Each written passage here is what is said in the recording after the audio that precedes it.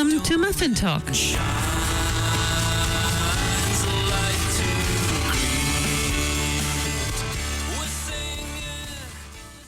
Kia ora and welcome to Muffin Talk.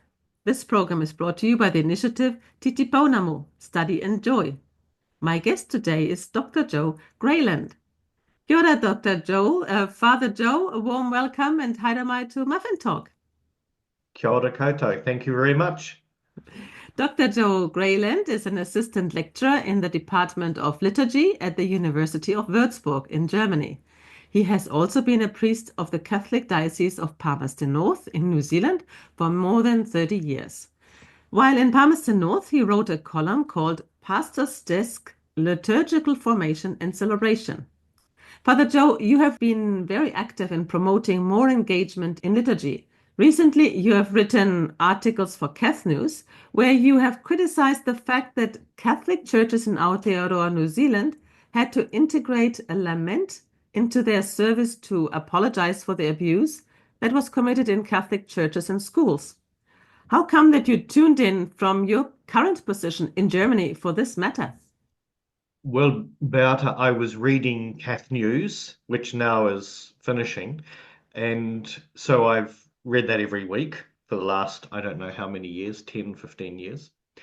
And also, more importantly, several priests who are friends wrote to me because I got it forwarded to me by another priest that this was coming and it was embargoed, and he asked for my opinion because I didn't get it directly from my own diocese.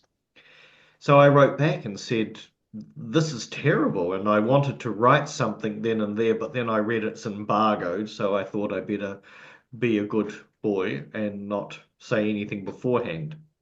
But the big reason is because I looked at it and I thought, this is a liturgical abuse, in the sense that saying it's two things. It was an apology and a lament. I think an apology you can say whenever you like at some stage during the Mass, put it in the notices, because I think people are sick of them. And I don't think they work for the survivors of abuse or anyone else.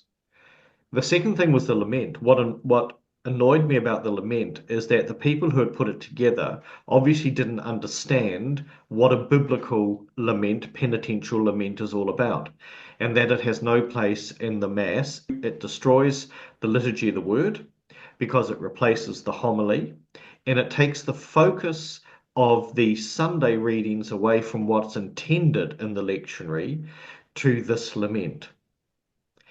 And the second reason I thought is, if they want to do this, the bishops, which is a good idea to have a lament, then they need to own it. And so the question is, who is lamenting? What is lamenting? So if I have done something wrong to you, I can lament it. You can lament the fact that I have done this action to you and it has impacted you. Both laments, both different. In the way that I do it as the perpetrator, I'm doing it in a way that I'm asking for forgiveness from you. I'm realizing my own sin or my crime. And so I come at the lament from a different point of view. You, as the person to whom this action of mine has taken place, you come at the lament differently. So you're lamenting what has been done to you. You are not the perpetrator. And so this difference wasn't there. Plus, within the Sunday Mass, as many people who wrote to me afterwards said, we were there and we were sort of trapped and we couldn't leave. One person wrote to me and said, I didn't want to stand up and leave because I'd either be taken by some to be a perpetrator of child abuse, or other people would look at me and say, oh, there's a victim. And so all of that sort of stuff was obviously not thought through. And that's the reason I commented on from Wuerzburg. And so to be clear, you didn't just criticize, but you also suggested different ways forward when addressing abuse. Can you tell us more about these suggestions that you were mentioning? Yeah, so I think one of the big concepts that people have to get used to is the art of conversation. The art of conversation, or the art of hui. is to sit with a reality, sit with people, and to talk the matter through and to find out where the issues are. So, just to give you a little bit of background, some context, when I saw the lament and I saw the bishop's explanation of it, I could see that they were trying to do something penitential, but without actually knowing how to do it. And so, if we go back to the very ancient rites, first, second, third, fourth century, after the first several decades, people began to realize that the parousia might take a bit longer coming, that Jesus wasn't round the corner. And so, therefore, they had to deal with the fact that if all their sins were committed in baptism and then they sinned afterwards, how was that going to be addressed? And so, there were three main sins: adultery, apostasy, and murder. Each of those were public sins. They were the only ones that counted. What people did with their uncharitable thoughts interested in no one. But these three sins, adultery, apostasy, and murder, were public sins. They impacted the public and the church. So if the marriage broke up, families and everybody was involved. Suddenly, the whole baptismal thing became a problem for everyone in the family because the paterfamilias was the one who determined how and when everybody became a Christian.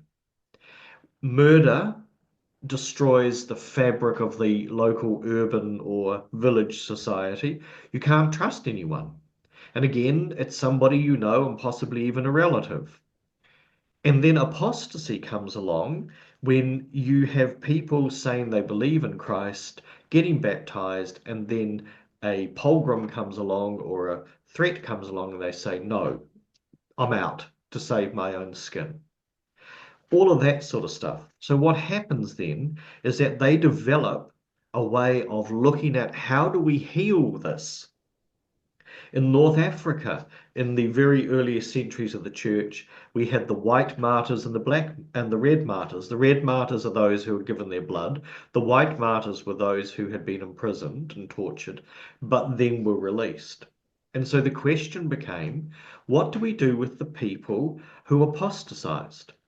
And the white martyrs said, forgive them, let them back in, but let them back into the Eucharistic celebration through a process. And so that was spurring my thinking. I think the second thing that spurred my thinking is the medieval rites of reconciliation, which privatized all of this. So, for instance, I can go and steal your car, and then I can feel guilty. I can go to reconciliation or penance, ask the priest for forgiveness. He forgives me for stealing the car. And then he may say to me, say 5 Hail Marys. But the problem is you still haven't got your car back. Unless he says to me, I will not give you absolution until you take the car back, and you apologize to Beata in front of all of her family and friends. You are sitting at the moment in Germany, and I remember in Germany we had a lot of communal services for for reconciliation, which I Mm. believe comes from the Lutheran tradition. So whereas in New Zealand, Rite 2 is predominant, as far as I've seen, correct me if I'm wrong, but in Germany we had often the service where we could choose or we could have both, but we had a reconciliation for the whole community, and a lot of people took this on board because they felt more comfortable being in a community to acknowledge their sins than in Rite 2. Yeah, but the difficulty with both of these systems is that I can come to you as the priest, I can confess adultery, but not go and tell my spouse what I've done. And so the whole thing of restitution isn't Yeah, there because it's not in the public forum. correct. And this is part of the problem with these things that all of these sins and crimes have taken place privately. They're now in the public forum in terms of the Royal Commission. So, in order for the church to move on, there's a conversation I think that we need to have within ourselves, with the survivors, parishioners, and perhaps the perpetrators. How do we deal with all of this mess, all of this sin, all of this crime, in a constructive way that brings everybody to a place where healing is possible. Whether they want it or not is another thing. So those are the sort of things that I was thinking about, and I was thinking it happens in the context of a conversation, so that nobody is forced into it. And then you can say at the conversation at different times, different people lead. But it's all out there in the public, and somehow it needs to be dealt with in the public. I wonder, would there have been a possibility to also show what good has been done in the past years, or how is the progress on repairing as much as you can repair, which is very difficult in many cases, especially when And I it comes think to child abuse. yeah, and I think this is the issue, that to a certain extent we need to be careful when we have a conversation around what repair means. Like it can be the attitude that, okay, we'll have a conversation, we'll get it done, the victims can go home happy and everybody else can go home and then job done. But it's not like that, because we're talking about human beings. And in the end, theologically, we're talking about people's ontology, their being, their ontos. And the thing about being victimized in this way sexually, or sexually abused or raped, that sort of experience goes to the soul of a person. It goes to the heart of a person. It goes to their ontos. And so you can't just serve up a lament or serve up an apology as if that heals the deep soul rupture that's taken place. Could you give When us a best case scenario to finish? A best case scenario. Let's say the consultation with survivors has been done, and they had a certain wish or a certain comments, and uh, their wishes would have been taken on board. What would be a really nice best case scenario? I think a ritual would be for the bishops and those who are representative of this failure of management and failure of care, to sit in sackcloth and ashes in front of their cathedrals, and to ritually wait until the survivors forgive them. So I take also the iwhanga from Samoa I just thought about it. as As a model, exactly, yeah. And so the person who's done something sits on the ground covered by the fine mat, all of their family are with them. So there's a whole sense of responsibility. There's a whole sense of threat too, that the person under the fine mat might be clobbered to death by the family that have been victimized. But what's important in its classical form, is that it's the victimized family who have to discuss it among themselves. So they will often argue with one another. But the other family sitting on the ground have no words. They sit silently and they listen until, let the victims do it publicly, and let them have the words in public, and let the church and the church leadership have the humility to accept those words and not try and second guess them or better them or move them off to the side. Sit on the ground, a broken crozier, a ripped mitre, and let the people who have suffered this sin have the last word. Thank you very much, Father Joe. This has been really interesting. It's really important that we look at not only what has been not done right, but also what could we do. And there might be other suggestions, but this is a really good suggestion that fits to the culture of New Zealand. And let's see if this is going to be taken on board, but at least the idea is out. Thank you very much. You're welcome. Thank you for the interview. Goodbye.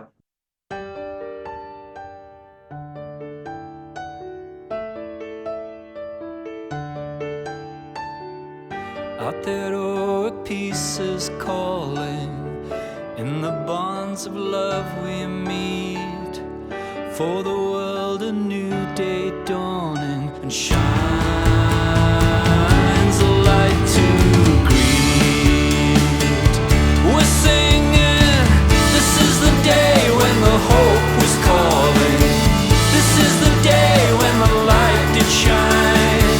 This is the day